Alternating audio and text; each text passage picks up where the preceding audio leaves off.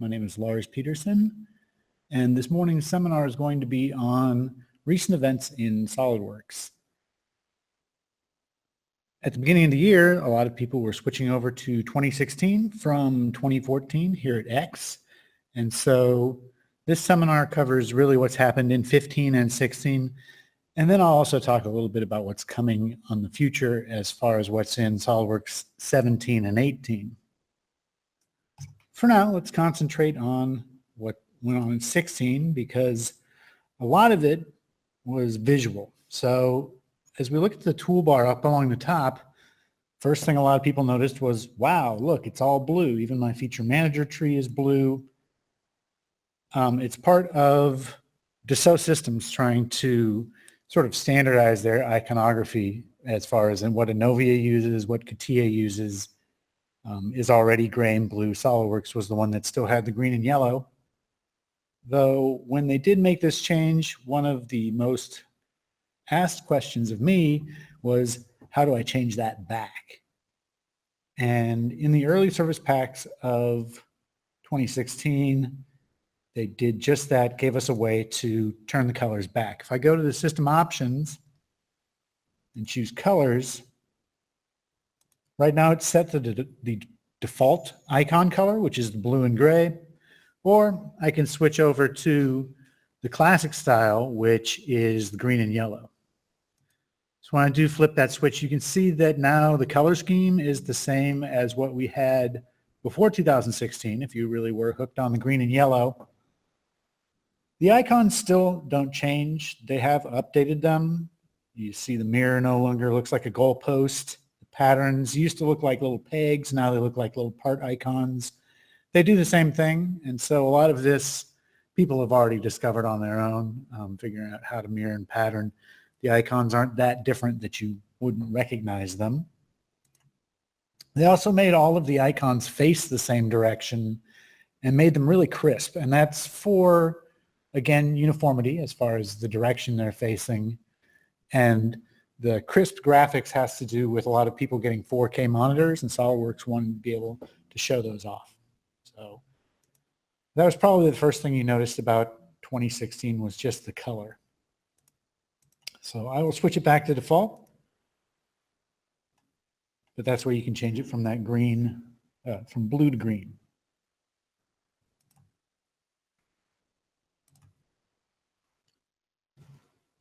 One other big change visually inside of SolidWorks in 2016 was something called breadcrumbs. You'll see that if I select a face on a feature up here in the upper right-hand corner, I get these breadcrumbs. That shows me what I selected was in this subassembly on this part, on this body. Here's the feature itself. Here's the face. If I pick on the feature, the rest of the items will highlight, just like I'd pick the feature in the feature manager tree. So if I click on this one that wasn't in the group, I realize that that is the cut itself. And you'll see that if it's a sketch-based feature, I can easily, from the breadcrumbs, go right into the sketch. And the idea is so that you're not spending a lot of time scrolling up and down the feature manager tree looking for what you're after. If you select on the face in the graphics area, you can get to that item and even edit it or open it or whatever you need to do graphically. I wasn't really sold on it myself when I first started using it, but when I did start using it was when I discovered that if you press the D key, the breadcrumbs come right to your cursor. And with that, I can open up a subassembly, again, right from on the screen without having to go search for that subassembly inside the feature manager tree. So breadcrumbs are nice. Do use them. Also, that D key not only works for breadcrumbs, but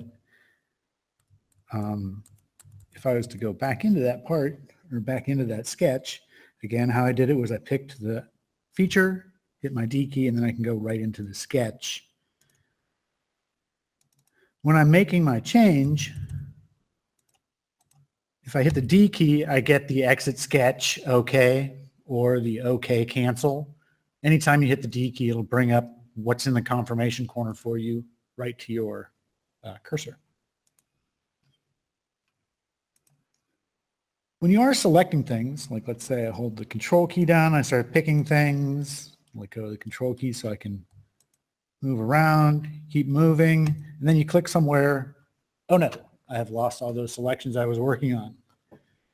There are new selection tools inside of the SolidWorks graphics area. If I just right click in the graphics area, this whole top row is selection items.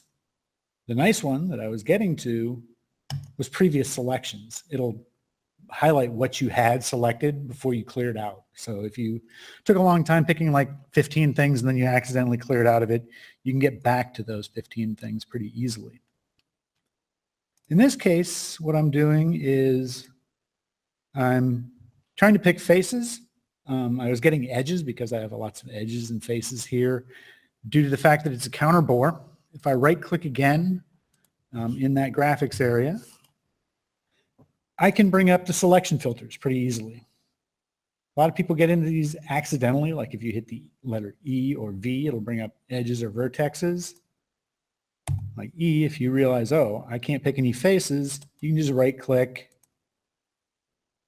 clear those filters without having to get into a toolbar, which is what you had to do previously. You can also turn on filters pretty easily. Like if I want to filter just faces, it makes it easier for me to pick the items on these counterbores because I'm not constantly hovering over face and edges, just faces filtered out now. All right, so I've finally picked all 4 of these counterbores. So maybe this is something I'm picking all the time. I'm doing some sort of simulation where I'm trying to see the bolts holding down those faces are strong enough.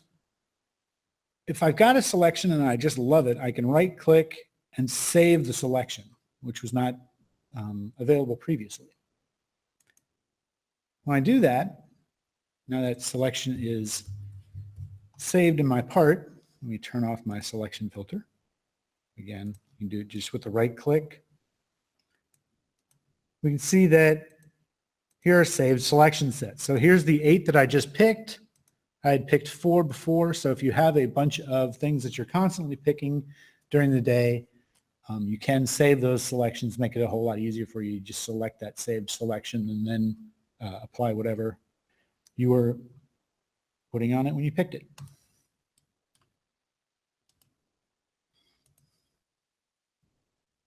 Also on the selection toolbar here are a couple of things that they've had already. Again, it's just they've put them in one place.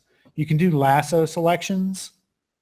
So if you don't like doing the box, you can lasso around things to pick items that way if you're more comfortable doing that. Again, counterclockwise and clockwise, just like when you drag from the left or to the right in a box selection, determines whether it's going to pick everything that was inside the lasso or just things that touch the lasso. And the last one on this selection toolbar is the magnified selection. It's been there for years. I think in 2010 it came out. You just could press the G key and it would bring up this little magnifying glass. One thing, a lot of people didn't realize it was there because the G key kind of hides it. Also, it's kind of hard to move this thing around. When you move your cursor, you basically hit the edge of it and drag it around to where you're looking at. A nice tip on this one is if you hold your control key down and press the middle mouse button, it just moves as your cursor moves. You don't have to bump up against the edge. So we can zoom into a particular area and take a look at what we've got going. When you click somewhere off of that, the magnifying glass disappears.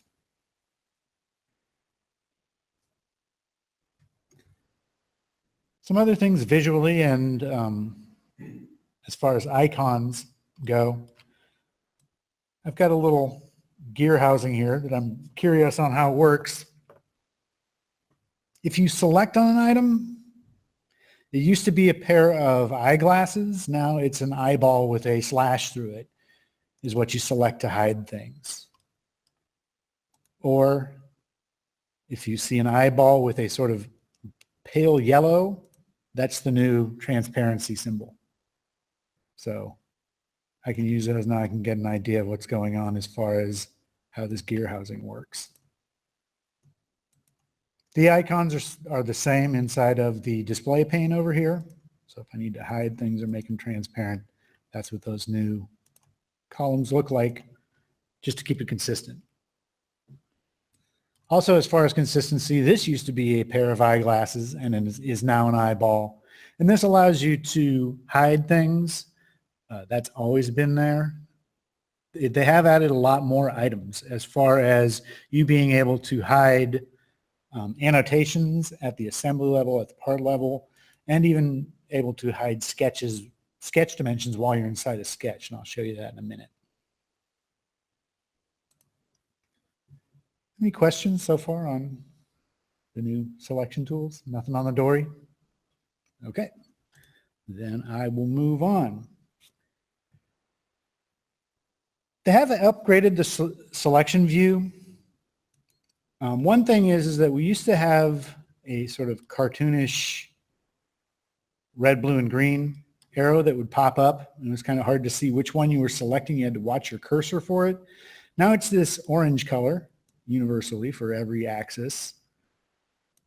And also you'll see that when I am hovering over something, it actually highlights blue to let me know that's the direction I'm about to go, whether I'm going to go radially or axially.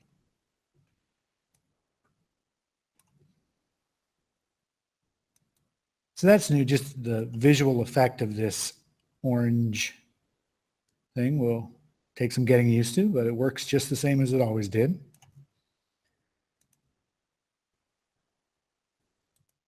I just finished chopping this thing up into pieces using 3 different planes to get the job done. This is new.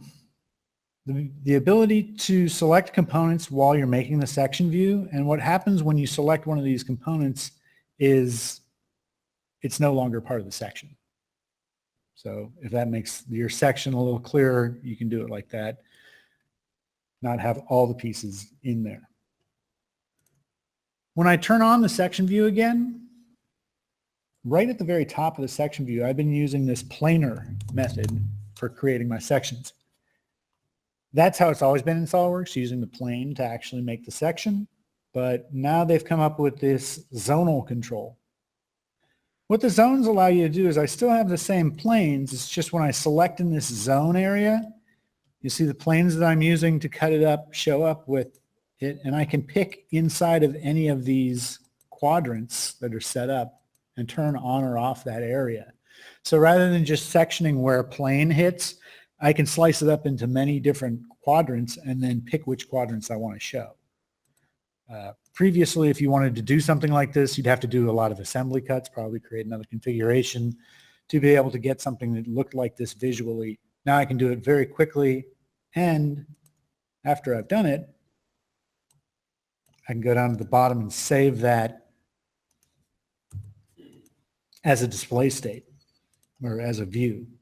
So even when I'm out of the section view and I'm rotating around here, and I think, boy, I wish I was back in there, I just hit the space bar, and there's that section view in the same orientation that I saved it with the same areas showing.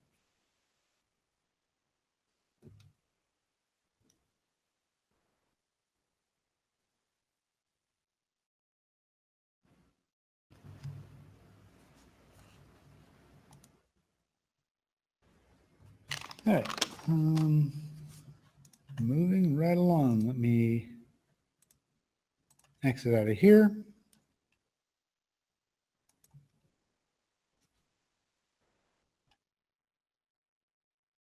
I'm just going to suppress this part and build one just like it, sort of like it. It's not going to have the arm on it anymore. But I want to do a top-down part. So I'll create a new part. Start that as the face that I'm going to sketch on. And what I wanted to show you what's new in 2016 or 2015, one of those years, since we got up to 2014. Typically when you select a face on the convert entities, you just get the exterior edges of that face. So just that kidney shape was there. What I can do in 2016 is I have the ability to tell it to select the inner loops as well. So you can pick any interior edges on that face. So you can pick the face, First go to Convert Entities, pick the face, and then hit the Select All Inner Loops, and it will select all of them. Or you can say Inner Loops one by one and pick and choose which items you're after.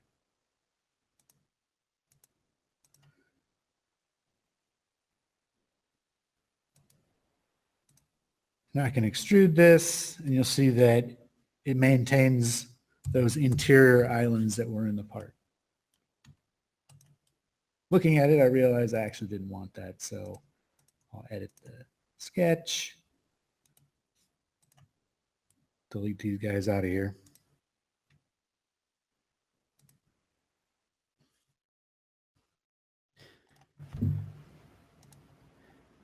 Because what I was actually after doing is I want to just do a select other to start a sketch on this back face.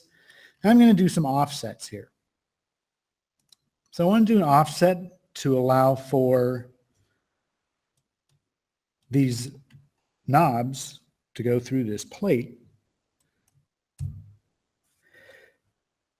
If I pick one of the edges, try that again.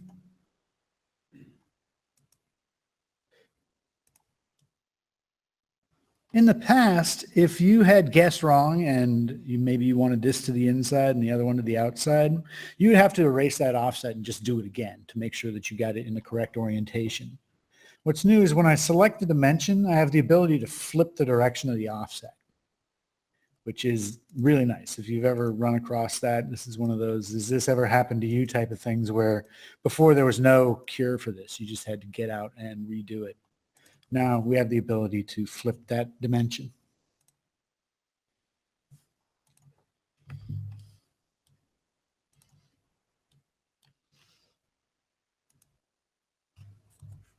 Remember, if you hit enter, it takes you into your last command. I can quickly get all three of those and just do a quick cut up to next. Okay, so working on this part, I don't want this flat face, so I'm going to open the part here in its own window and start doing some modeling. I've got a midplane here, so I'll start a sketch on it. Do an intersection curve between the face and the sketch plane that I'm using currently, because I want this thing to have like a raised front, nice smooth front on it. So I'll create an arc for that. Make sure that I've got it attached to the edges. There we go. Give it a size. I'm good to go. Now I want to sweep this shape down the front of this flat plate. In the past, what I would have needed to do is I would have needed to start a plane over here if I wanted to use either of these edges as my sweep path, because you could only sweep in one direction. What's new in 2016 is the fact that I can go to a sweep and say I want to do, this is my profile, this is my path, and you'll see that this is what I would have had in the past. It's either going to go, it's just going to go in one direction or the other. Now I have the ability to switch which side I want to do, or I can do it to both directions. So it doesn't matter if I start in the middle of my sweep path, I can have it terminate, just go each direction in the sweep. They have changed a little bit about the options as to where you set things like twist. This two-directional thing also allows you to twist it only on one side. So I have that one twist around. Not that I'm going to do that here, but I just wanted to show you that you can select, different twist values for different sides and even different twist directions on different sides if you were so inclined. If you just say none, that ability, these buttons right here, allow you to do a sweep right from the middle of your sweep path, or anywhere along your sweep path for that matter.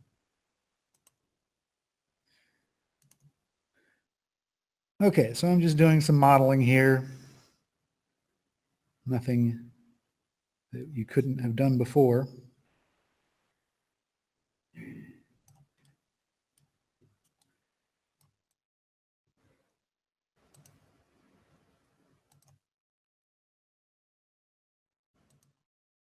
I do just want to finish up the design here. So take that midplane, mirror this, and then roll it to the end. There we go. We got our plate. So that's an example of doing the sweep in multiple directions, as well as being able to reverse the offset.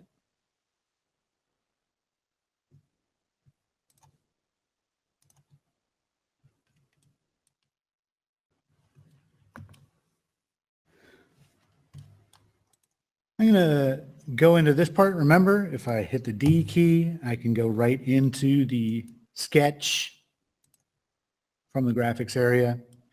I want to edit this sketch. If I were to put a dimension in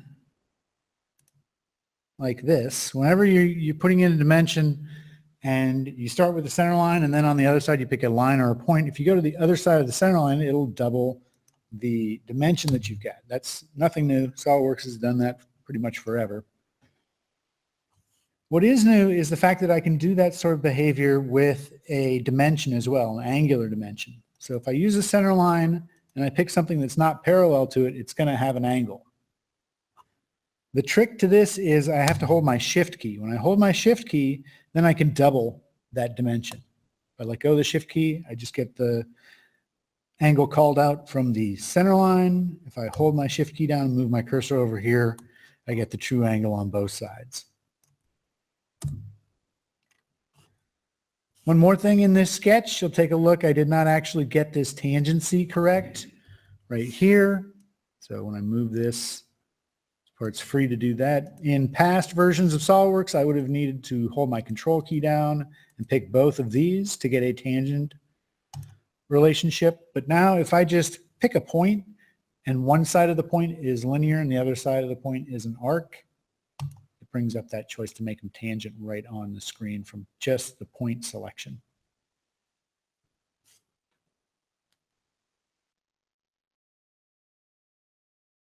Okay, so I'll let that rebuild. And there we go. Moving right along. I will hit save on this to save my changes.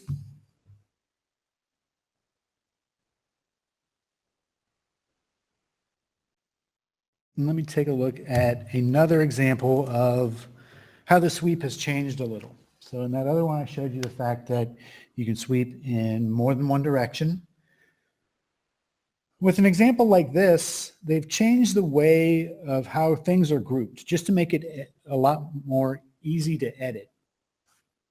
I want to turn this helix and these two 3D sketches into a single curve. So we've had the ability to do that forever. I just say, let's make a composite curve, that sketch, that helix, and that sketch. And what would happen in the past is everything would be listed underneath this composite curve. The helix would go under there. Then if I wanted to do a sweep, I would need to make a plane perpendicular to either one of these endpoints, sweep the thing, and when I did that, the curve would be part of the sweep. And so if I wanted to change the helix, I basically had to destroy everything. I had to get rid of the sweep, I had to get rid of the composite curve and start from scratch. This thing where it's keeping it outside of it allows me to make edits a lot easier.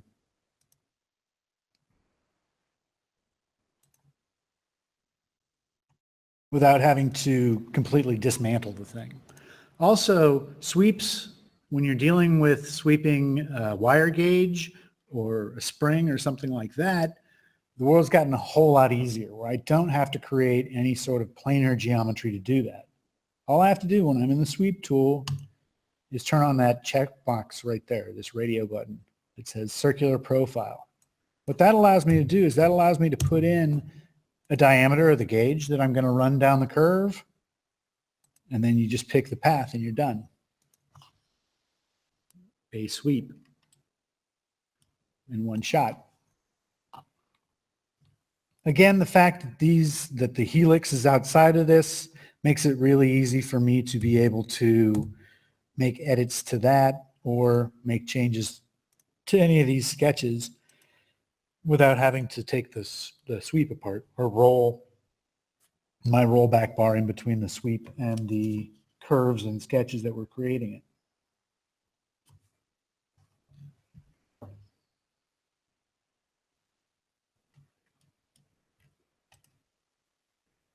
All right, so fun with springs.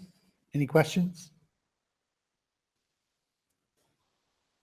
All right, then I will continue to move along.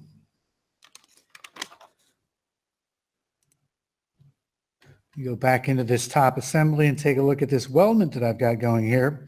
We'll talk a little bit about some of the pattern improvements that we've had in the past couple of releases.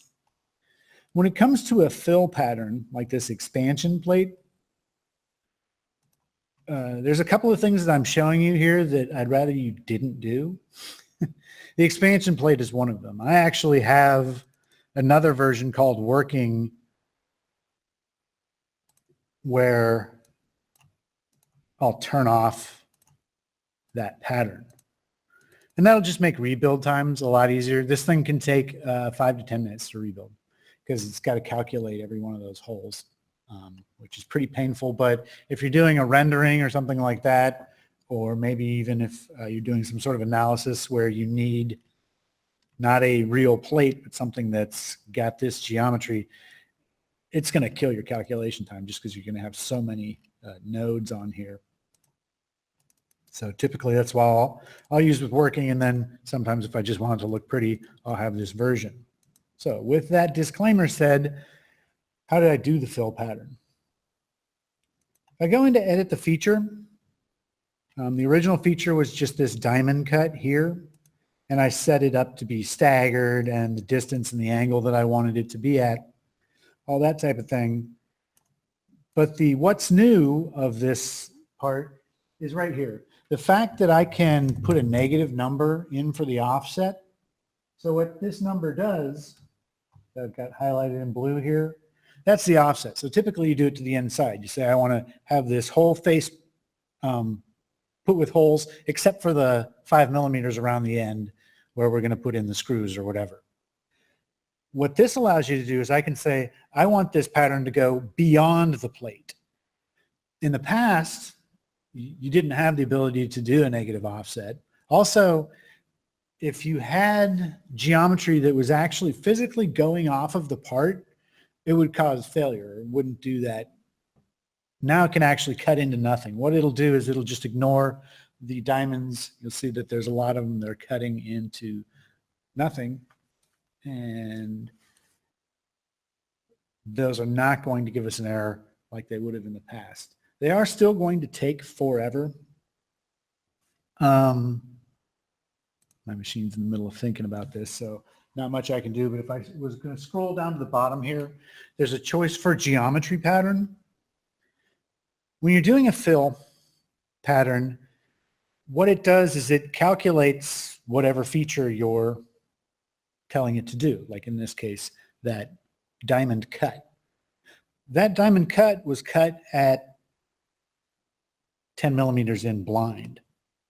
When I do the fill pattern for every one of those diamonds that it's doing, it's going to calculate, okay, how deep is 10 millimeters? How deep is 10 millimeters? How deep is 10 millimeters? Which after 100 or 200 of them takes some time. That's why it was taking so much time to rebuild. There is a switch you can flip called geometry pattern, which will just take the XYZ shape of that and repeat it without actually having to do the processing calculation of how deep the cut is.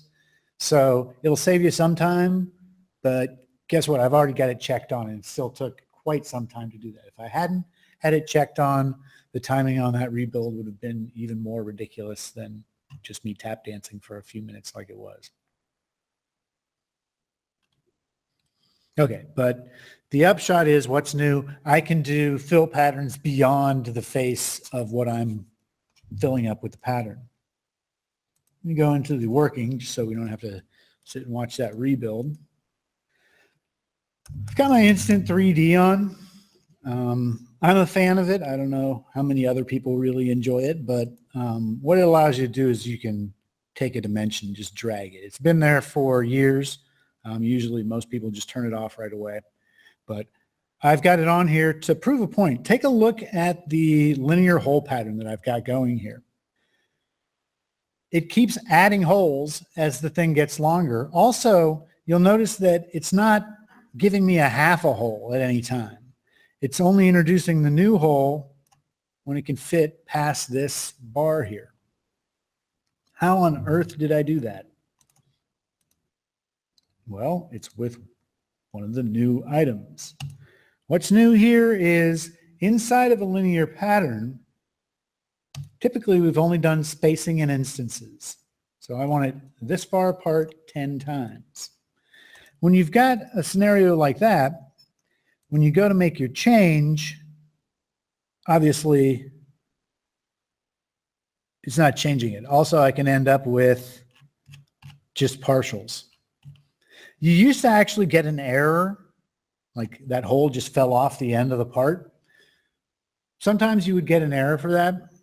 This is a multi-body part, so it's really letting me get away with it okay. But you'll see that it doesn't reevaluate anything. Once I'm past 10, I don't get any new holes. And I can also just end up with half a hole. So let me go into that linear pattern and show you what I did. I set this up to reference. If I pick this face as the reference, what it's going to do is it's going to either do them at a steady distance between each other. So if I say, okay, I want it to go up to there. Now when I make this change, it just keeps giving me new holes the longer this thing gets. Because it's saying, okay, you're going to get holes that are spaced 61 millimeters and change from now into eternity until I hit this face. You saw that was giving me half holes. That's what this offset here does. I can say, I want you to go up to that face to stop, but actually, since this one's 25 millimeters away from the end, why don't you also be 25 millimeters away from the end? And that's how I was able to, when I was making that change, always ensure that I'm only getting entire holes. I'm never ending up with half a hole as this thing's getting longer, because the hole won't be generated until it goes past this 25 millimeter spot. The other way that you can manipulate this type of pattern is we can do it by distance, or I can do it by spacing. I can say I always want to have 8 holes on here. And if I do it that way, when I make that same change, now it just stretches them out. There's always 8 holes along that line. So in previous versions, you could have done this. You would have definitely had to make an equation of some sort and done some math on your part to figure out how not to end up with a half a hole. So now it's all very automated, very easy to do.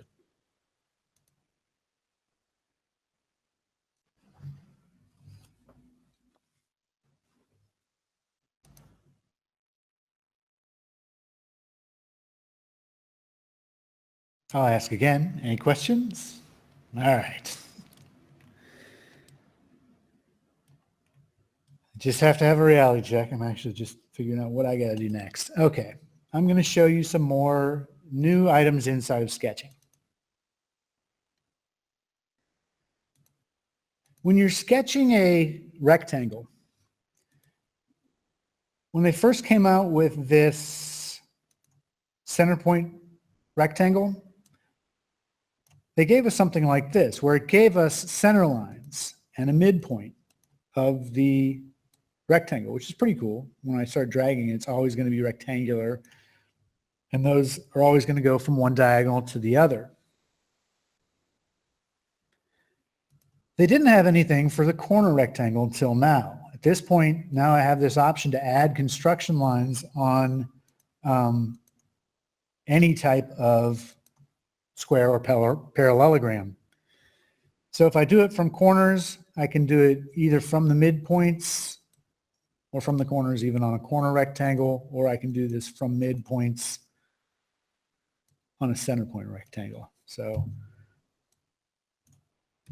that's something new, the ability to do those center lines on pretty much any square. They're really nice because you automatically can create center planes and things like that. You have an axis that's actually running through the center of it. Can be useful later on. So I'll give this thing a size, make these equal to each other, flesh it out. Another new thing inside SolidWorks has to do with how your selections are shown inside the property manager. So when you select inside the property manager, whenever you have a single line that you're able to select, like in here, you really only have one item. When you have a rectangle, that means that I can put multiple items in there. The thing was, earlier versions, that was a fixed size rectangle. So if I picked a lot of items, I would end up having to scroll up and down that rectangle. Let's take a look at what happens now. If I select on a line and pick all of these, you see the box actually gets bigger. It'll fit whatever selections you do. So it keeps growing with selections. If it's gotten so big you can't even really see most of your property manager, you have the ability to customize how much you're seeing as far as the list goes.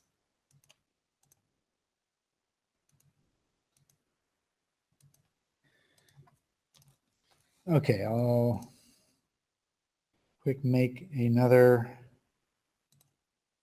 change here.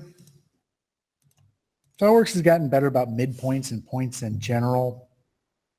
I'm going to do a trick that I like to do with a polygon. If I want to do a bolt hole circle, this is a good way to get a quick diameter circle inside of your hole wizard.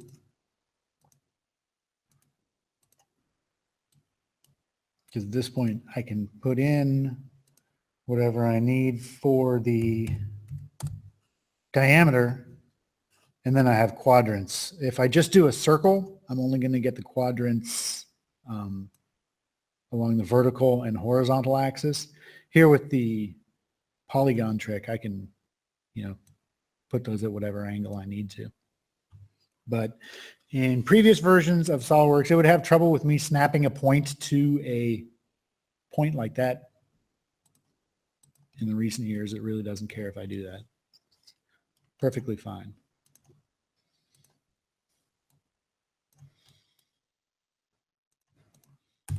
All right.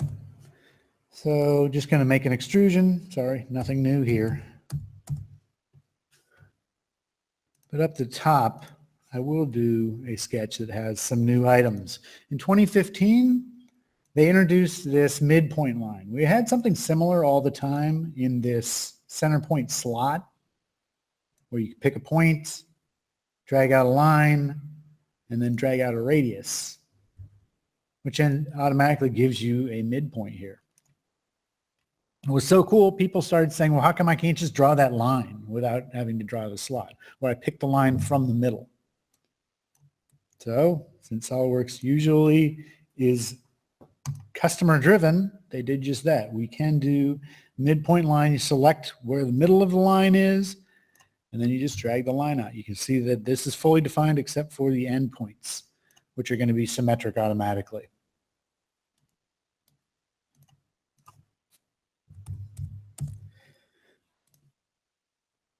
Again, midpoints have gotten a lot more robust, where you could always snap to midpoints if you were in a tool. It was really easy to snap to one. Now they actually give you the ability to pick a midpoint at any point. Like when I'm in the dimension tool, I can actually dimension, oops, hit my F1 instead of my escape. Try that again. I can actually dimension from this line to that midpoint. I've tried to think of what would be a good reason to do that, except, just to drive somebody who's got to inspect it crazy, but it's the ability. You can do it now. You can dimension to a midpoint. It's really tough to measure to a midpoint, but we can do it in the CAD pretty easily. All right. So SolidWorks has been trying to clear the screen of clutter. And sometimes they do it well, sometimes they don't really do it well. So I drew a spline here, and in the past, if you click on the spline, you usually get the arrowhead and the diamond and all that sort of stuff to control the tangency of that spline point. It's still there, they just turned it off for whatever reason. Not everybody uses splines, so they thought maybe we could clean it up where if you do want to actually have real spline control, I have to go into the sketch and turn this enable spline tangency on. And there's my old friends, the tangency controls. So I can get back to working with my splines like I'm used to.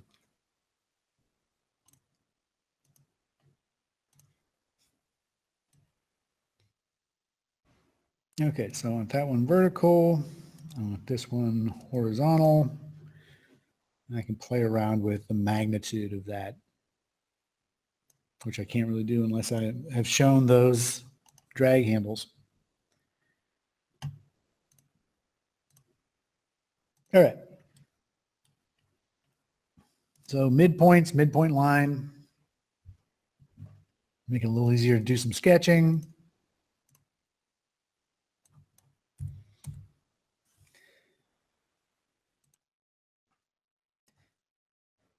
I'm going to build a little bit more onto this part.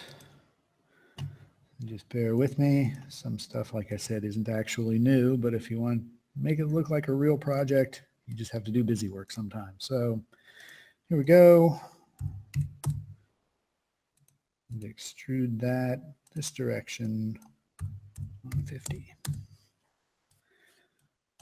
Okay. Let's get back into some more new stuff. So midpoints, easy to pick them pretty much in any circumstance. Quick snaps always work like they always did. I'm going to draw some shapes here.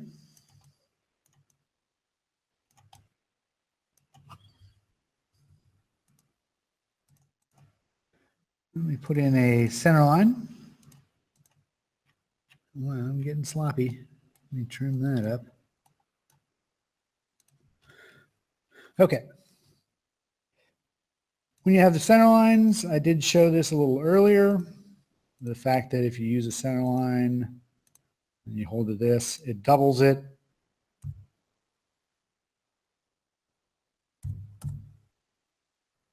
It does continue it.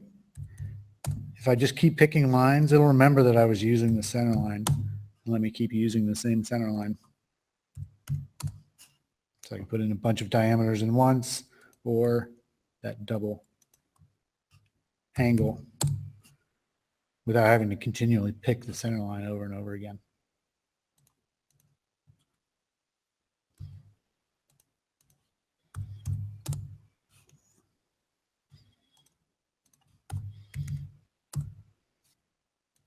Okay, you saw me having fun with the Instant 3D when I was working on that weldment, and I was able to just stretch it using the dimensions from the features. That's been in SolidWorks for quite some time. There's a new thing called Instant 2D, which is pretty much the same thing at the sketch level. So what it allows me to do is when I pick on a sketch dimension, I can click and drag it. If I grab on one of these little blue orbs at the end, and if you hover over the snaps of the ruler, you can actually get to a pretty good specific size. If the size is not coming up for you, if you zoom in, it'll get more fine. If you zoom out, that scale will be more coarse. Also, as I'm putting in dimensions, maybe the dimensions are getting in the way of things. Now, one thing that you have to get used to is that a single click on a dimension actually starts you editing it while you're in the Instant 2D. So it does take some getting used to. So if you're not a fan of the Instant 3D, probably won't be a fan of the Instant 2D. So just turn it off, but realize that it's there.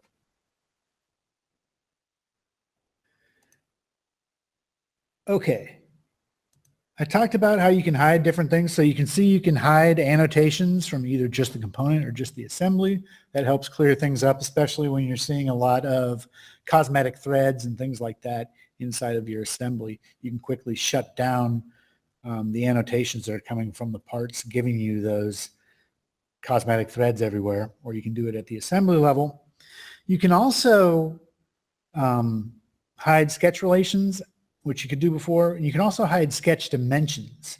So if you're having trouble picking things in your sketch just because you've got dimensions everywhere, if you turn that off, now I can go in here, I can start moving stuff around in my sketch. I can start adding relations without having the dimensions get in the way.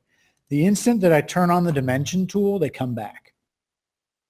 So you can either go in and toggle them back to hide and show them, or if you go to put in a dimension, all the rest of the dimensions come up, and that's a permanent thing. They're back on now just by me doing that act. All right, let's cut this thing out here. Looks like we're getting apart. Speaking of cuts, there's a new style that you can do with cuts. In the past, if I had an open contour like this, I could do a cut with that open contour, but it had to be a through all cut. And it would just slice either direction of the line.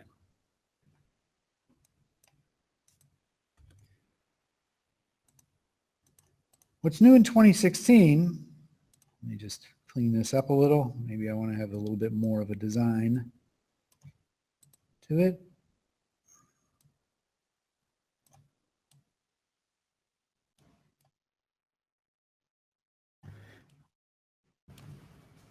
But still, it's an open contour. I'm too lazy to put in dimensions. I'm too lazy to close this thing up. I just want to cut with it. You can cut blind with these type now. So what that means is it removes everything to one side like it would have when I was doing the through cut, but I can actually have it terminate, which you couldn't do with an open contour until now.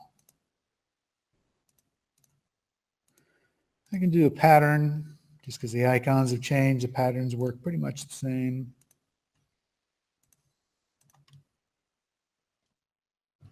There we go. I've done a lot of work on this part, so I'm going to save it at this point. What a coincidence. I must have practiced this a few times. I couldn't have done it 41 times. Okay. So we're moving along on this part. I only have one more feature to do, and that's putting in threads. If I go up here and I type in the word thread into my command search, there's cosmetic thread, and now there's this new one called thread. Please use the one called cosmetic thread. If it is just a regular bolt or a tap that is a standard size, just call out the cosmetic thread. You spending a lot of time modeling, first off, is a waste of your time because the machinist doesn't care if you model the threads in there or not. But also, it makes the part larger, it takes more RAM, it takes more time visually to draw it. It can give you a ding on your assembly if you've got a ton of stuff with threads and you go to rotate it. Every one of those threads has to be redrawn. So please use cosmetic thread. All that's going to do is give you a dash circle and like a graphical display that there's a thread there without you having to do any modeling. It takes seconds, takes no time. Okay, with that said, so why do they have this? There are times when you do model threads. If you are creating a mold or something like that that has threads in it where the threads are actually going to be in the plastic part, or we do a lot of 3D printing and you can actually 3D print threads into your part. You just want to be aware of what you're doing. So when I pick threads, SolidWorks kind of just gives you a little bit of that speech that I just gave you, because I can put a 1/4 thread on something that's not a 1/4 inch. So the thread pitch is correct, but is the size of the diameter correct? It's telling you, hey, these are nominal profiles only. Do not use them for production threads. Again, if you're going to have regular size threads, just call them out. But if you do need to model them, Here's how you do it. You pick the edge where you want the threads to start and the face to where they want to go, and it'll put those threads in for you. Again, you can put whatever size. This is a 60 millimeter hole, but if I do the 60 millimeter thing, that's a giant thread. They go up proportionally as you go up in diameter size. So you can actually put any diameter thread on any diameter. And that's what that warning was about, is just because you called out an M20 doesn't make that an M20 thread. It's obviously much larger than 20 millimeters. Pitch is correct, but whether the threads are correct or not, that's on you. Notice that if you do go down to an edge, it will have one of these abrupt stops right here, which may be how the thing gets threaded. If you do want it to go past the face that you selected, you can tell it that you want to do an offset on either end. So you can just offset to before it even gets there. Now I know that the thread's just going to start up somewhere. It's not going to have an actual hard stop like it did before.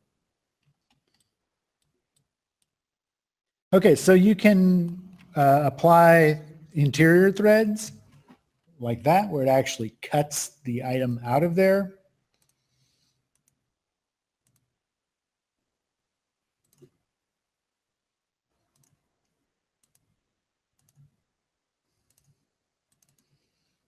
I'll just throw this part into an assembly for now. I've got another part that I want in that assembly. This one has to do more with patterns. In the past, to do a linear pattern, like if I wanted a pattern of this circular pattern, for direction, I would have to pick either a linear edge, a planar face, or I could use like the temporary axis that's running down this cylinder. I need to turn that on and things like that. In 2016, if you pick a cylinder or a cone, it'll just use the axis of that cylinder or cone as the direction for the linear pattern. So you can now, you don't have to go in and turn things on or off to be able to see them. You can just pick the cylinder itself.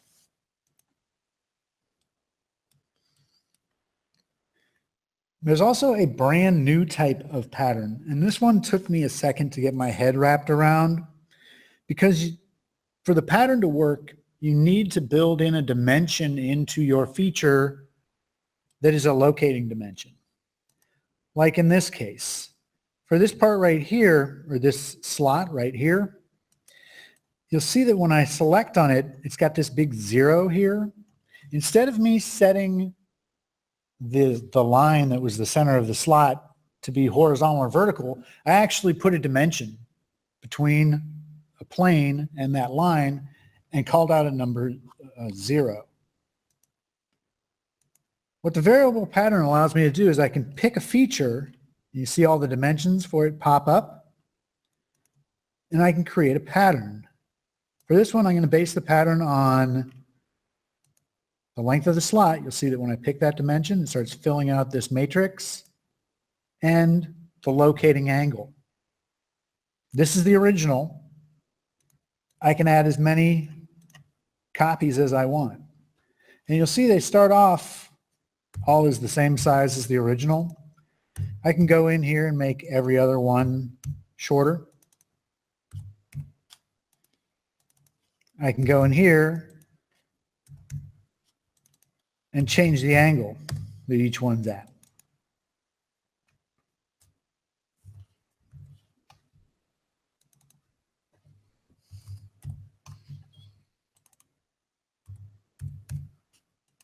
Almost there. I'm having to do math in my head. So there we go. If I hit update preview,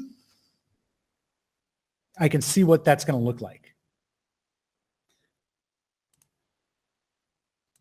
So when I create a pattern like that, It really just depends on how I dimension it, where I want the pattern to go. If I put locating dimensions in, it doesn't have to be angular like I did here. If you do linear, like it's this far in the X and this far in the Y, you can start changing the X and Y and having that feature recreated at different locations and different sizes pretty much as much as you want.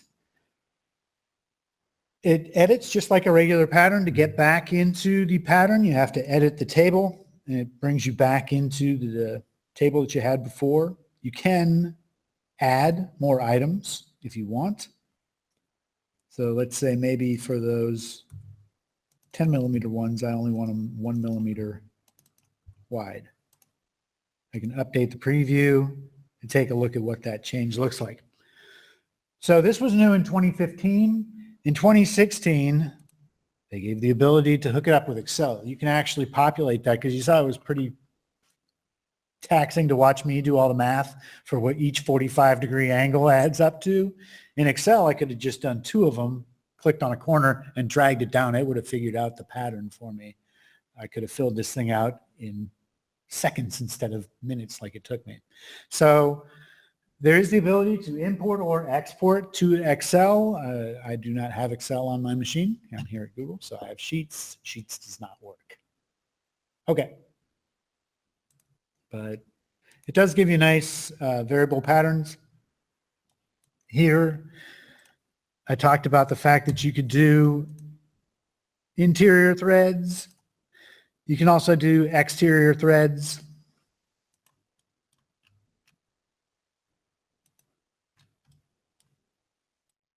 It's just a toggle here, whether you're going to cut into it or whether you're going to add material to it.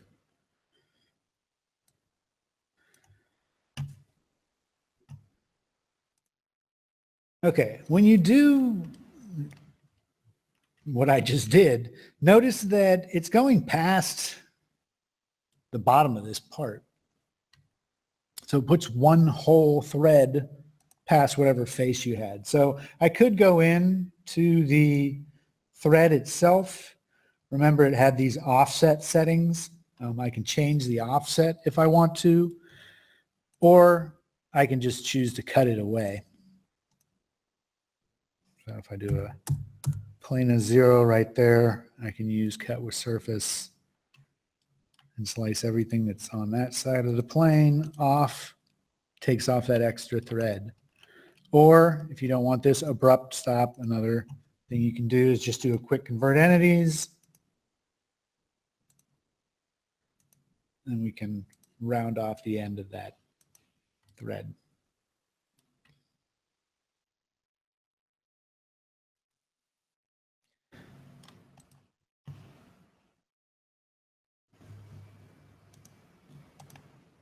Okay, I'm going to drop this file into this subassembly.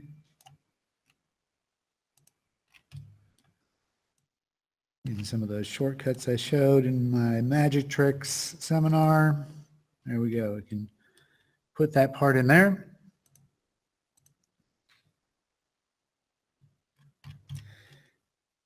And the real nice thing about that, the threads,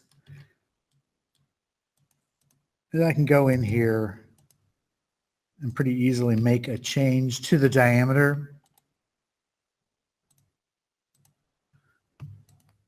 And if I just isolate this part, you see the threads rebuilt. Where if I had done that as actually building the geometry and doing the sweep and everything like that, making a diameter change like that can be dicey at best.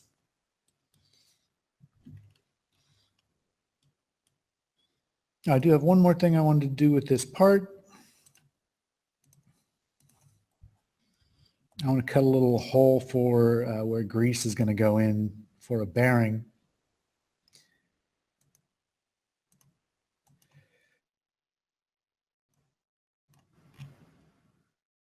I'll just use those midpoints.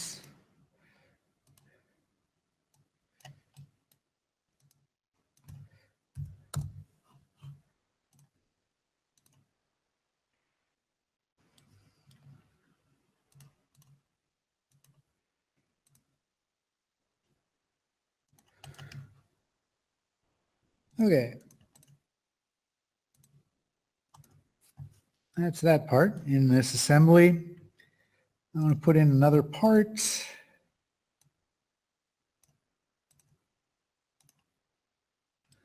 Right here. So this is another one of those, has this ever happened to you type of things, where when you select an item and you mate it, sometimes you can get it happen like that, where now the part is actually inside of the model that you're trying to mate to.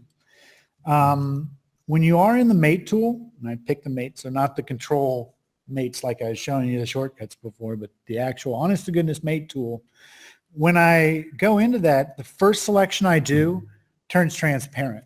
So that's new in 2016. What that allows me to do is that allows me to be able to mate up these parts that are interior.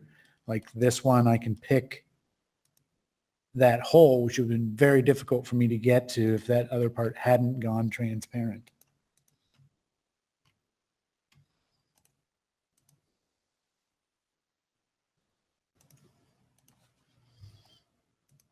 All right, with that, I'm going to get back into this assembly because I want to get into assemblies. That was pretty much all I had on what's new as far as parts and sketching.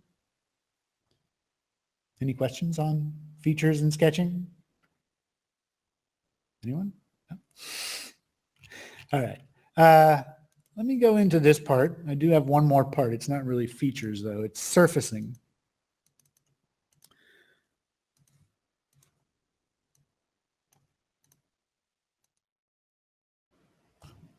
Okay, don't look. I had already finished it. Okay, this is where it starts up. The tools that I'm about to show you, the tools themselves are not new. They were there at least in 2014. But the visualization that you get has changed a lot as far as when you are working with something that has a lot of bodies like this. Like if I go into my surfaces tool and I go into do a trim and I set it to mutual, I'm going to say that I want these three bodies to trim each other up. And I want to keep whatever I selected. So I can say, okay, the tip of the thumb, the back of the thumb. You'll see it's disappearing. The pieces that I'm picking are disappearing. That's on me. I can select it to either show me the items that I've selected, the items that have disappeared, or I can do both, where it shows me highlighted in yellow the items that I've selected, and the stuff that's not selected is that blue color. So just a lot easier to see what exactly you've picked. In older versions, you'd be picking a lot of faces, and you could easily get confused as to what you haven't picked and what you have picked. Another tool that was new, probably in 14, that I love, the intersection tool. So you saw when I opened up all those surfaces, it looked like I was a long way from actually having a real part, because I need to do a lot of trimming, a lot of cutting things up, a lot of knitting, turning into solids. What this intersection tool allows me to do is when I pick a bunch of surfaces and show me where they intersect, it'll find regions where they intersect. So you can see as I highlight them, I have 4 different areas. I don't want this one. So I can see the areas that I'm going to keep, the areas I'm going to get rid of, or I can see both of them. Again, the yellow is the stuff I'm keeping, blue stuff is the stuff that is going away. And so in just 2 features, especially if I go in here and tell it to consume the surfaces, the reason it looked like it didn't do anything is because the surfaces were left behind. The solid was in the middle of them. If I say consume surfaces, it actually just turns it to a solid. There it is, and the surfaces go away. So in 2 features, using that mutual trim, using that intersection tool, I was able to get a big mess of surfaces into a solid part really fast.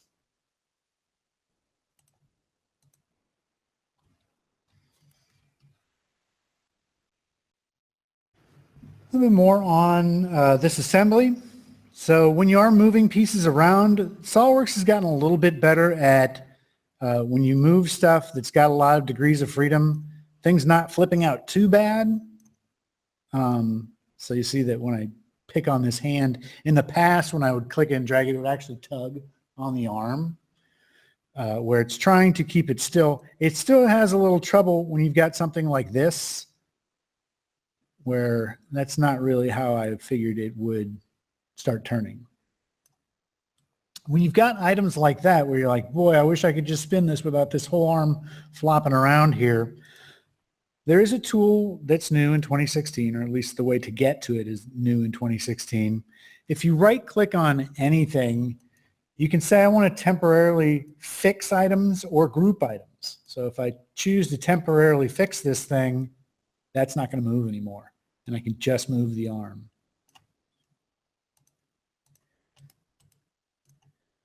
So the fix, as it would imply, actually makes the thing so it can't move anymore, and it just does it temporarily. Once you say exit out of that, it'll stop doing that.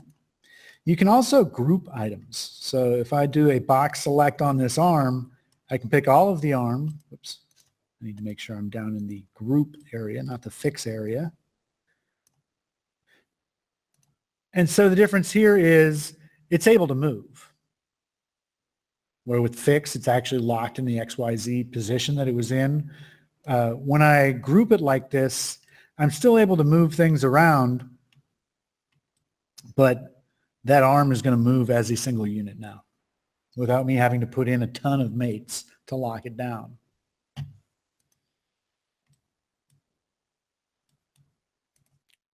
Speaking of mates, let me suppress this component.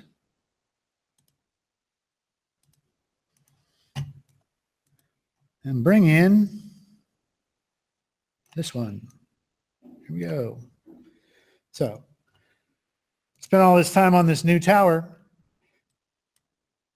This mate, when I first saw it, I couldn't believe what it was doing because it's really, really, really nice. If you have a rectangular face and another rectangular face, there's a new type of mate called profile center. What it'll do is it'll center the one rectangle into the other one, or it'll center a circle into another circle. That's it, one mate. Just put that thing into my assembly permanently. What it's doing here is it's doing a width mate on either side, and it's doing a coincident mate on the bottom. So it's locked that thing. All I had to do is say, okay, this square goes on that square, bang. They're mated together in every direction right away.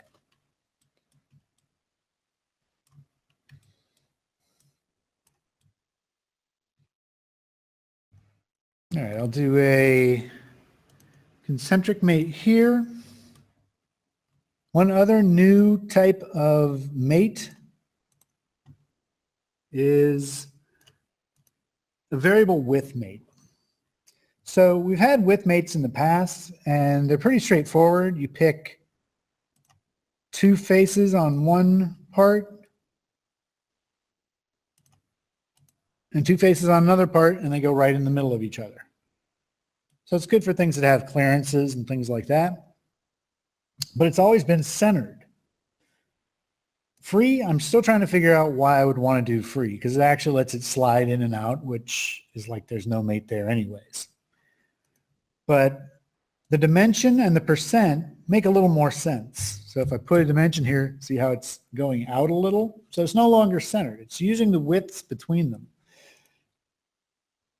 Conceptually, for me to understand what was going on here, it was much easier on this percentage one, where if I set this to 25, a quarter of that is sticking out, is what's going on. Or if I turn it to 75, now 3/4 of that is sticking out. So it's still trying to center with that, but I can push it a little bit one way or the other. Obviously, if I do 50, it's still the same as the centered. There we go, a little bit more on the width mates. Now, if anybody has actually ever done an assembly like this, the angle mates that you use to position the parts of the arm can drive you crazy, because as you're dragging things around, or when you rebuild things, sometimes the polarity will flip where 90 was looking one direction, and then when you rebuild it, it flips it over 180 degrees, and now everything's in the wrong position. And you would have to go in and physically go into each angle mate and see which one was the culprit. And you could chase your tail for a long time and just get really angry and not want to do it again. So what is different now that we can do? So let me find out which parts I'm dealing with. 15 and 16. I'm going to put in an angle mate. Even after I talked so bad about them, where I'll put in an angle mate between that part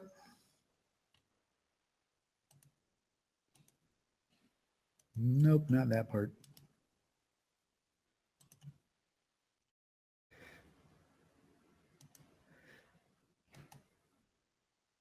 There we go. So if I choose to do an angle between those, I'm still missing the correct parts. Give me a second here. 15 and 16. All right. 15.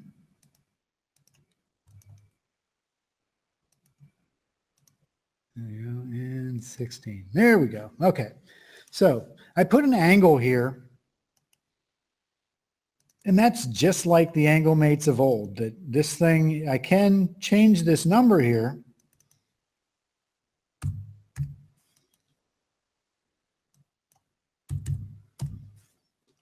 When I rebuild, the thing goes into position. Again, I still am running the risk of maybe next week when I open this up and do a rebuild, is it going to think the 45 is measured from some other direction? So they came up with a way to fix that. If I go back into the angle mate, there's this reference entity. And how you use it is you can use either a plane, a face, an edge. I'm going to use a cylindrical face here, which I find pretty useful. And you'll see that when you pick it, you get to determine which quadrant of that circular face are you measuring this 45 from. So there's no confusion, where before it's sort of a relative thing. It's 45 to here, but it could be 45 if it's flipped 180 degrees. Here you're locking it to, you got to measure it from that quadrant. And you'll see there's actually a difference. See how that's colored in right there? That angle mate is colored in. That's showing me that I have defined the rotation. If I take it out, I still have a valid angle mate, but it doesn't have that colored in area, letting me know that it could change in the future.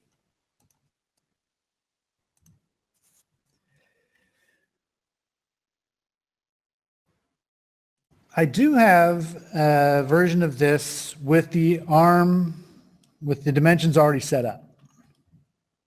Every one of these has an angle dimension.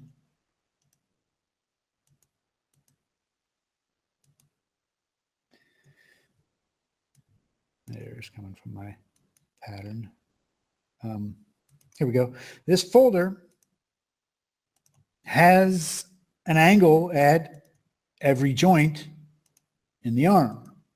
So now I can actually dial in where exactly I want the part to be located at any given time, especially if I want to show like range of motion or this arm doing a particular task. In the past, what you would need to do if you wanted to show this thing reaching up or reaching down, you would need to make configurations. You would need to have each angle driven at the configuration level to make different locations for what you want to do. What they've come up with in 2016 is this new thing called the mate controller, which is custom made for something just like this. What I can do is I can go find those controlling angle mates. Let me go down the bottom here and just start adding those. Luckily, I've given them names, so I have an idea sort of where they are in the arm.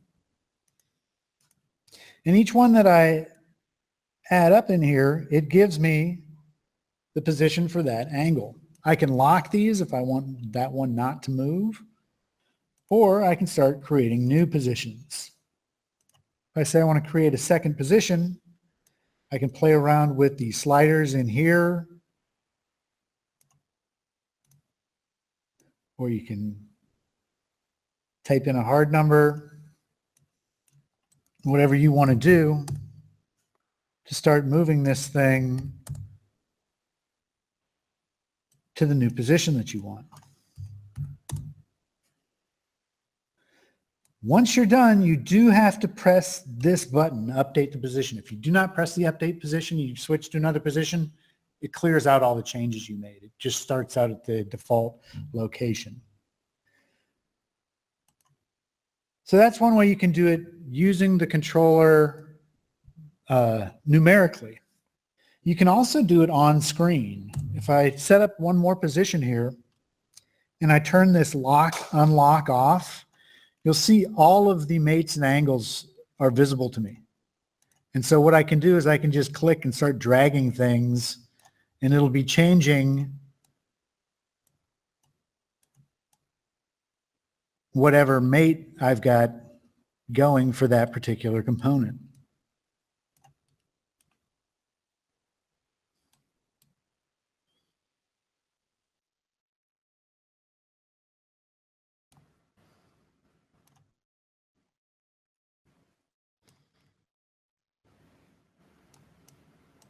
Oh, I sure hope I hit refresh.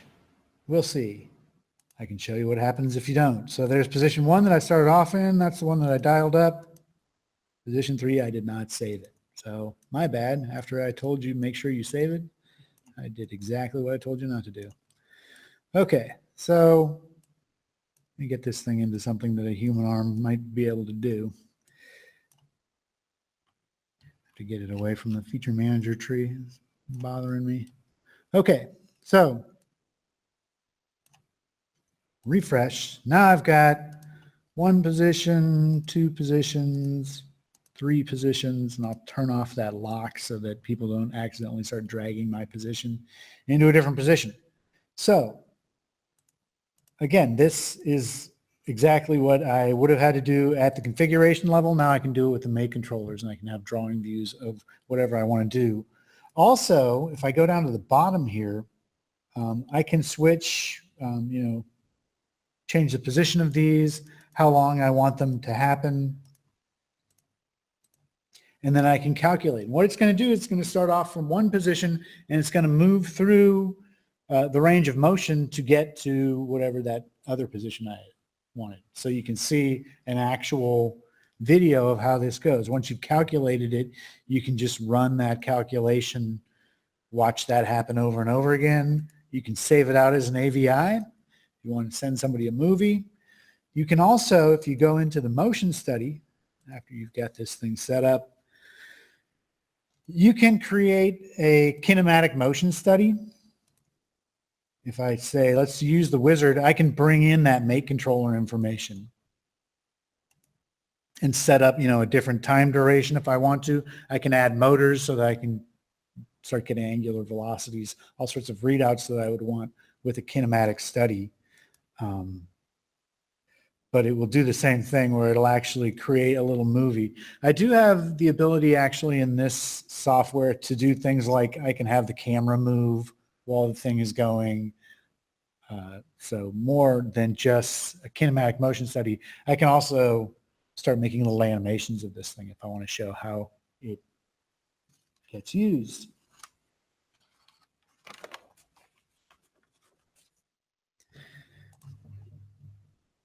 All right, I'll close out this motion study. And I'll go back into this assembly.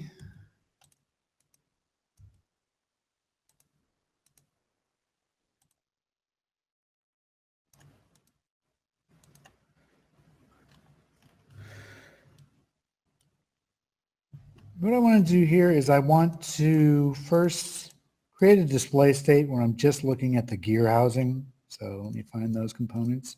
Just control select them, right click, and choose to isolate. Now we've had isolate in the past. There is a new button on the isolate toolbar. By default, it's set to hide everything when you isolate, but you can just make everything else transparent or make everything else wireframe. So you have 3 choices on how you're isolating it. And you can save this out as a display state. And then when you go in here, we can easily bring that back up.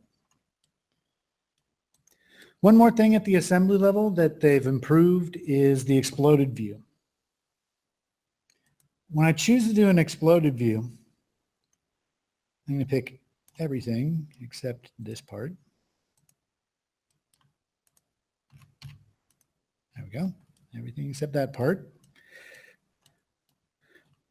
And I have this auto space components on drag.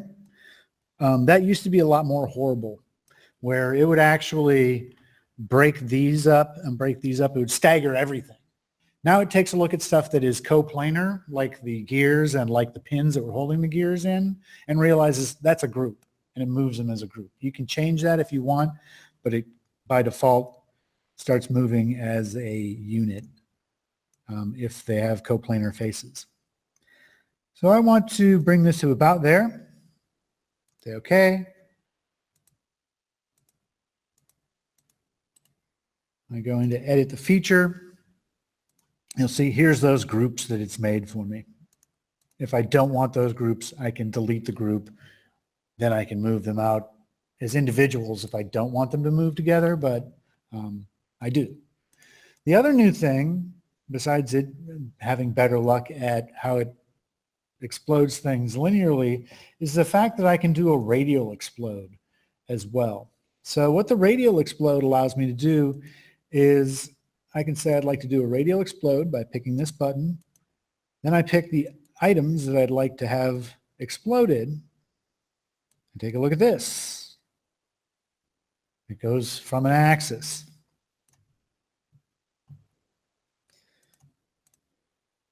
So now, here's another thing. I can animate this collapse, and we can see how those gears go together and how the pins slide in.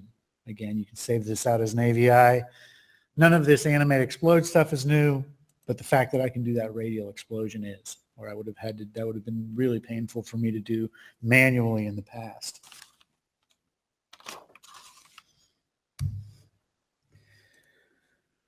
All right, not a lot of new stuff on the drawing. I mean, I tried to condense this. There's a ton of new stuff in 15 and 16, but I wanted to just keep it to stuff that actually mattered to us here at Google. So one thing I'd like to do here is show you 2 new things in drawings, 3 new things in drawings, and then I'm going to get a little bit ahead and start looking at 17 and 18. One thing in the drawing,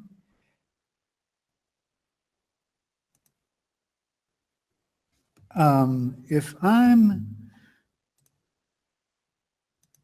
pick a point and a line and they're at an angle, it comes up with this blue quadrant. This is sort of like that thing that I was doing at the angle mate, where it's like, okay, where are we going to start dimensioning this angle from? So if I want an acute angle, I can do here, obtuse, interior, exterior. So I can pick different directions to have the dimension dimensioned from. So I could have had it, you know, if I would have picked the other way. Pick this way, whoops, over here, you zoom in. There we go. Now it's measuring that way. This one, I don't know. I don't know if it's crucial, but it's kind of comical. When you put in either a note or a leader or anything that's got a leader, there's a new type of leader style. So when I select on this and I go into more properties, there's a spline leader now. So if you needed your leaders to go around some notes or something like that, now you can make yourself a snake leader. You can also, you've had the ability to add items to a stack. If you want to start stacking balloons. What's new is I can actually reorder these balloons pretty easily. I go into here, I can pick which directions they go. So a little bit more on the stack as well. Okay, so what's new? That's it for what's new in 15 and 16. And I will get into 17 here.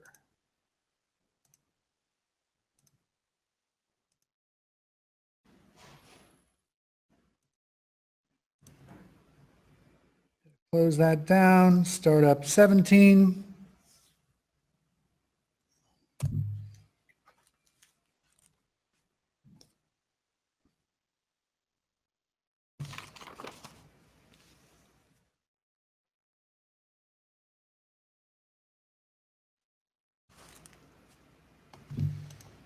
And there's some new stuff inside of 17.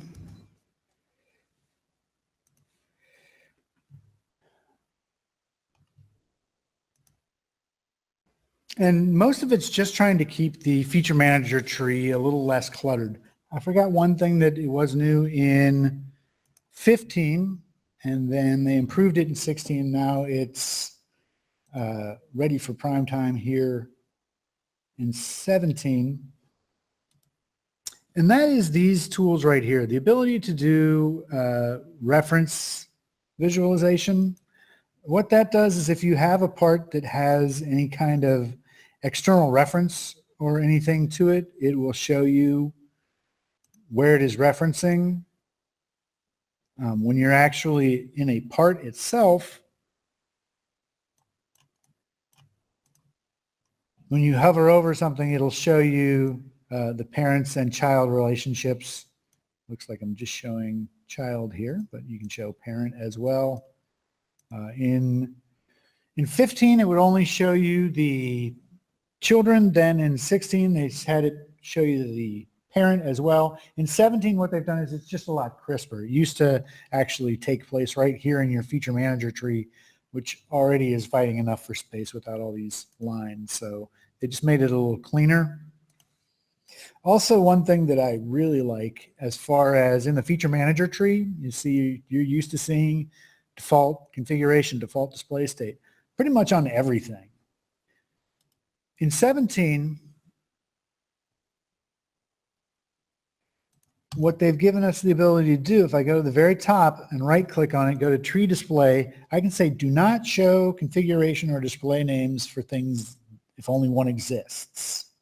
What that does for me is anything that had just a default configuration, it's hiding that. It's only showing me stuff that actually has configurations in there.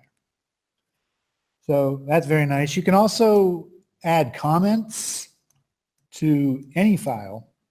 If you right click at the top and say, let's put in a comment, you can put in text. You can also take a quick screenshot of what you've got on screen right now.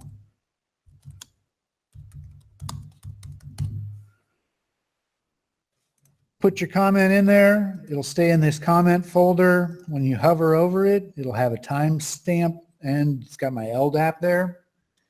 If you double click on it, it'll bring that comment up into its own window.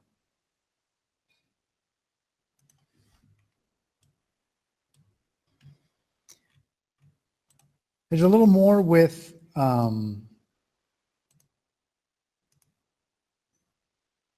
cylindrical parts.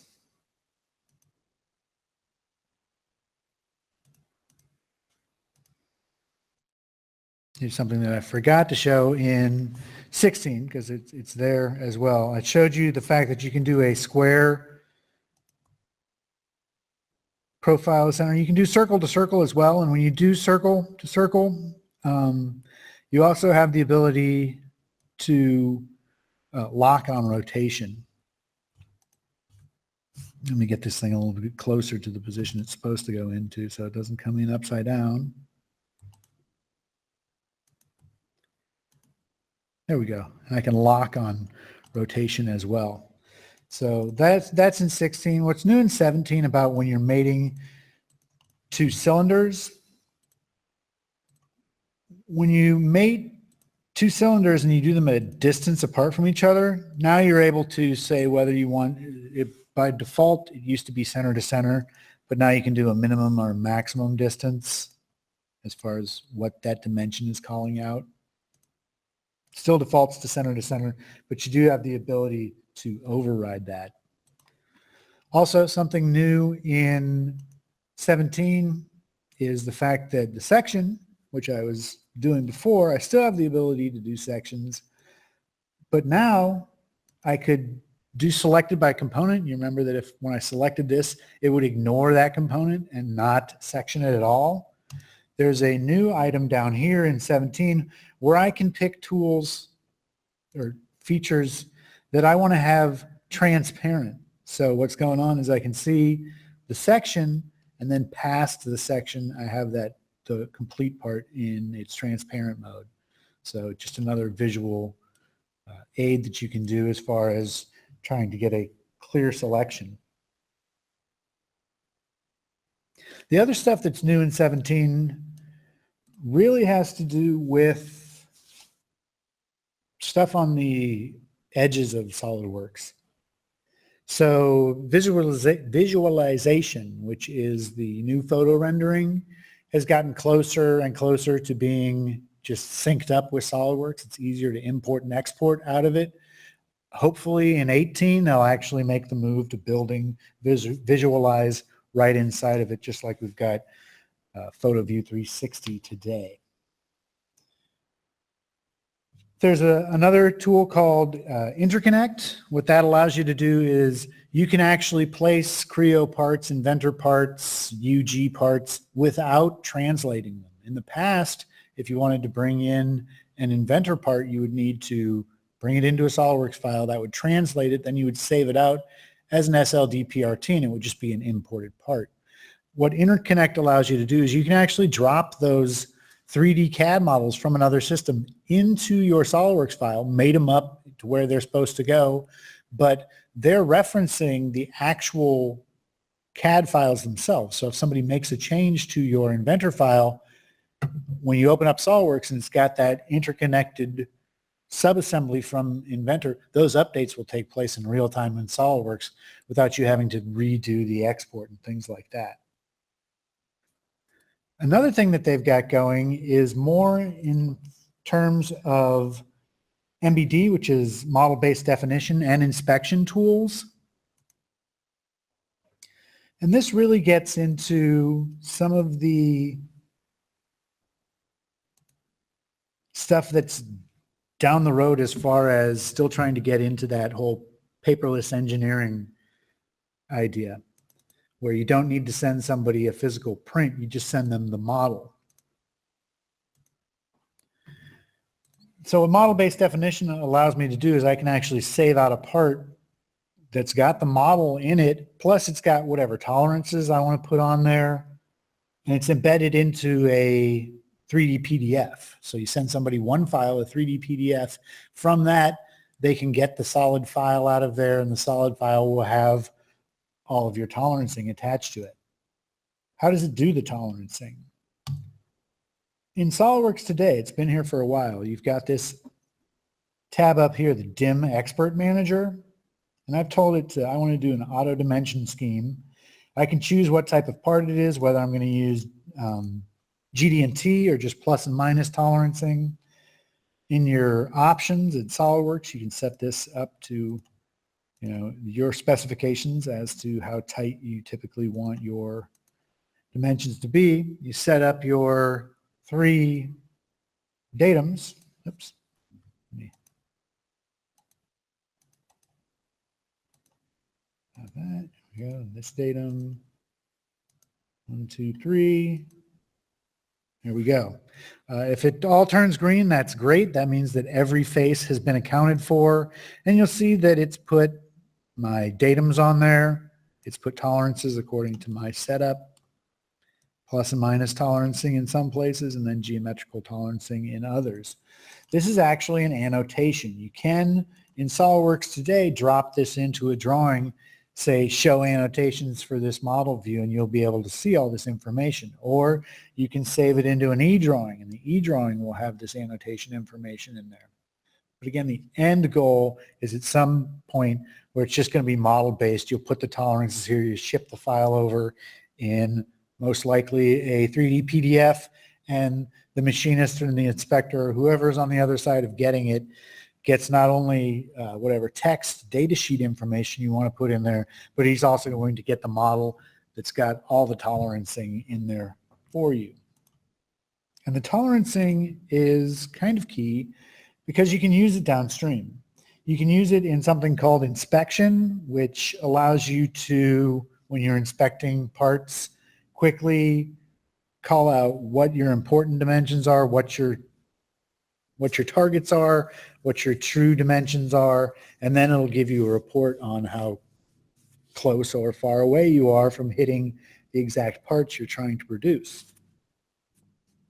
Another thing that this information can be leveraged downstream in is in Tall Analyst. And I guess that's one more thing I should talk about with what's new in 16. They did change a little bit of the licensing, where the Tall Analyst, which is what I'm about to show you, and also something called Scan to 3D. So this tool and this tool used to be professional items. You needed a seat of SolidWorks Professional to operate them. Now they're just on standard. Other things that have changed, the SolidWorks utilities and FeatureWorks are now just in standard SolidWorks. You don't need to have professional anymore, which I think it's about time. Those tools seem like they are pretty rudimentary, and you should have them in the basic package. What Scan to 3D does for me is it gives me the ability to open and save different file types. When I've got the Scan to 3D turned on, I can bring in mesh files, OBJs, 3DS, SCNs, STLs, also point cloud information, XYZ or text, ASCs, so things that are typically going to come from like a laser scanner. Or when you're talking about 3DS or OBJs, those are coming from modelers that aren't really mechanical modelers. Those are more artistic modelers, if you will. And you can bring those files in. You just do have to worry about those files. A lot of times they don't have an enclosed volume to make a solid out of, and they're typically not to scale. But I'm getting off the point here. That was what's going on with Scan to 3D. I've also got this Tall Analyst turned on. And for the Tall Analyst to work, every part inside of the Tall Analyst, if I open up one of these parts here, they all have to have this dim expert info.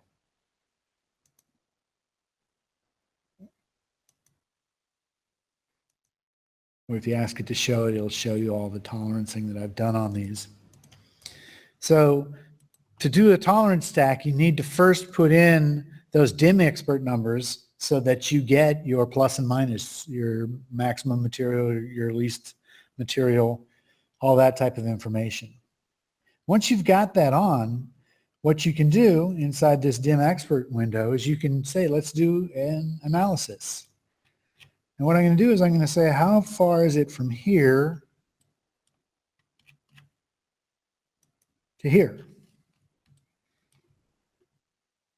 When I say OK,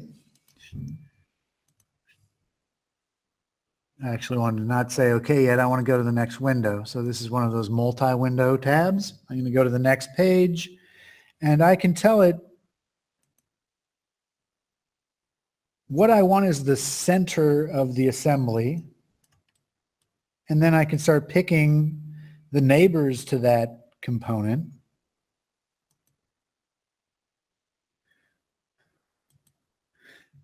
And you see that once I've got something selected, it's no longer transparent. It turns to that purple color. And the original one has turned to its original color of black. But now I've got all 6 pieces that are in between that 2 dimension.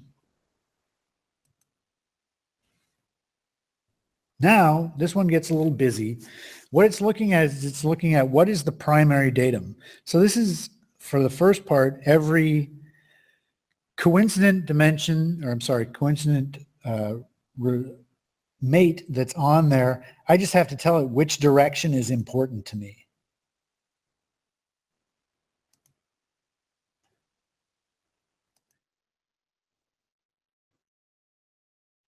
So often, a lot of these, when you'll get on them, will just have one mate. Makes it a whole lot easier. You saw that the original one had a ton of mates on it.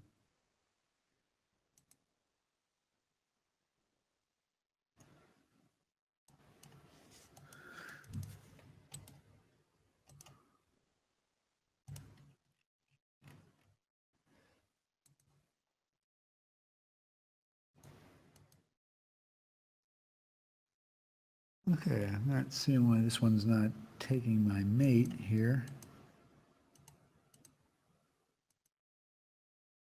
There we go.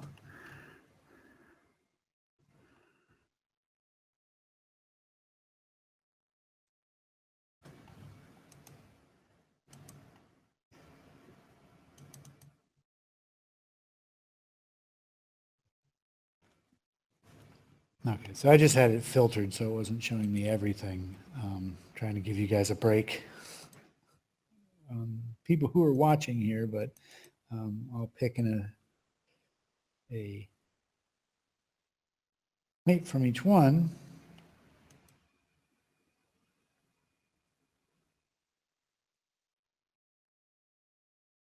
And once those all have green check marks, I'm able to go to the next page. So what it does for me is it gives me the length that I would like. That's the length that I modeled to. With the tolerances that I put on, here's the least material, here's the most material. Then I have these RSS, and what those do for me is those are the sum squares, where what it's doing is it's figuring out statistically what's probably going to be my min-max. You know, this would be the worst case scenario, but that's not going to happen every time, just like this isn't going to happen every time. These RSS really give you an idea of where you're probably going to lie as far as what your real max material and min material is going to be. So that is the end of this presentation. So how to use 1516, a little bit of a preview on what's cooking in 17 and 18. Again, mostly what's cooking in 17 and 18 is this whole idea of putting annotations and tolerances directly onto the model, and then you can leverage that with all sorts of tools afterwards. Next month, we're going to be doing troubleshooting in SolidWorks, so how to get rid of those horrible red X's or yellow exclamation points. Until then, I'll see you guys around Rails. Have a great afternoon.